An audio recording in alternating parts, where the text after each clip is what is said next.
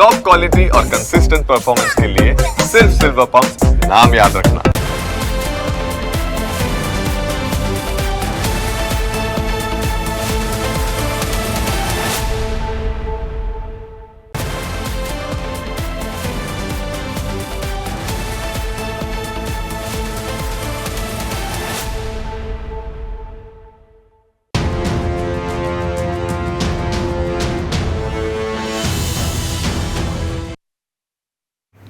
હિન્દુ તહેવારોમાં કાંકરી ચાળો થાય તેમાં કોને રસ છે? નવરાત્રિમાં માતાજીની આરાધના થાય તેનાથી કોના પેટમાં તેલ રેડાય છે? આ સવાલો એટલા માટે ઉઠી રહ્યા છે કારણ કે ખેડાના માતરમાં એક એવી ઘટના સામે આવી જેને લઈને વિવાદનો મતપૂડો છંછેડાયો છે।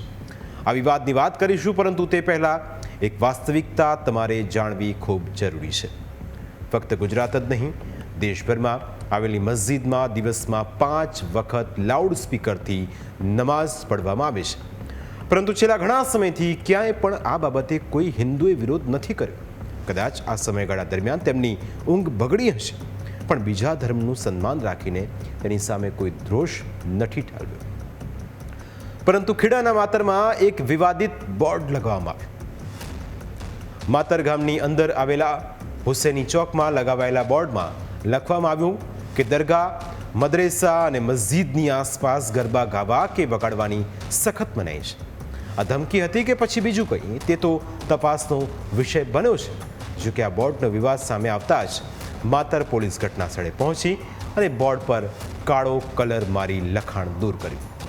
વિવાદિત બોર્ડને 2 તસવીરોમાં તમે જોઈ શકો છો। પહેલાં જ્યાં લખાણ હતું ત્યાં પોલીસે કલર મારી દીધો અને માહોલ બગડે તે પહેલાં જ મામલો થાળે પાડી દીધો।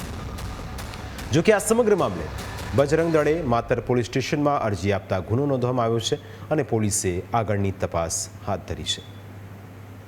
બોર્ડ પર જે ગરબા નહીં રમવા અને ડીજે નહીં વગાડવા જે વિગત લખેલી હતી તે તેઓને ધવલભાઈ પોતે હિન્દુ ધર્મના હોય, એમને પોતાના ધાર્મિક લાગણીઓ સાથે છેડા થતા કે ધાર્મિક લાગણીઓ દુભાતા તેઓ આ અનુસંધાને માતર પોલીસ સ્ટેશને આવેલા અને માતર પોલીસ સ્ટેશને તેઓએ આજે ફરિયાદ આપેલી છે। બોર્ડ જે છે એ બોર્ડની અંદર આ નાની ભાગોળ મુસ્લિમ પંચ દ્વારા લગાવવામાં આવેલું તેવી વિગતો લખેલી હોય આ ધવલભાઈએ નાની ભાગોળ મુસ્લિમ પંચના પ્રમુખ અને ઉપપ્રમુખ અયુબ ખાન, ઉસ્માન ખાન પઠાણ અને ઈસુફ મિયા ઇલ્મુદ્દીન ખોખરના વિરુદ્ધમાં ભારતીય ન્યાય સંહિતાની કલમ 299, 54 અન્વયેની ફરિયાદ આપેલી છે।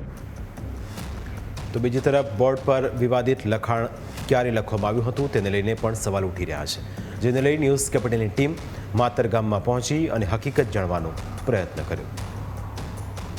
ખેડા જિલ્લાના માતરના હુસેની ચોક વિસ્તારમાં લગાવવામાં આવેલું એક બોર્ડ વિવાદનું કેન્દ્ર બન્યું છે। સ્થાનિકોની વાત માનીએ તો આ બોર્ડ લગભગ 5 વર્ષ જૂનું છે, પરંતુ હવે રહીને આ બોર્ડનો વિવાદ થયો છે। તમે જોઈ શકો છો આ બોર્ડ ઉપર અત્યારે તો કાળો કલર મારી દેવામાં આવ્યો છે, કારણ કે ગઈકાલે આ બોર્ડના લીધે વિવાદ થતાં પોલીસે દરમિયાનગીરી કરી હતી અને દરમિયાનગીરી કરીને આ બોર્ડ ઉપર કાળો કલર મારી દીધો છે। જોકે આ બોર્ડ ઉપર અગાઉ લખેલું હતું કે નાની ભાગોળ હુસેની ચોકમાં દરગાહ, મદરેસા તથા મસ્જિદની આસપાસ ગરબા રમવા કે વગાડવાની સખત મનાઈ છે।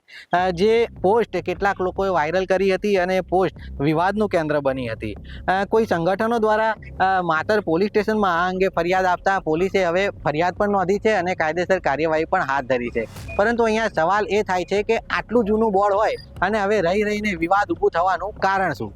જો કે ફરિયાદ નોંધાઈ છે અને પોલીસ પોતાનું કામ કરશે, પરંતુ આ પ્રકારનો વિવાદ ક્યાંક ને ક્યાંક કોમી એકલાસના માહોલને બગાડવાનો પ્રયાસ કરે છે તે બાબત સ્પષ્ટ છે।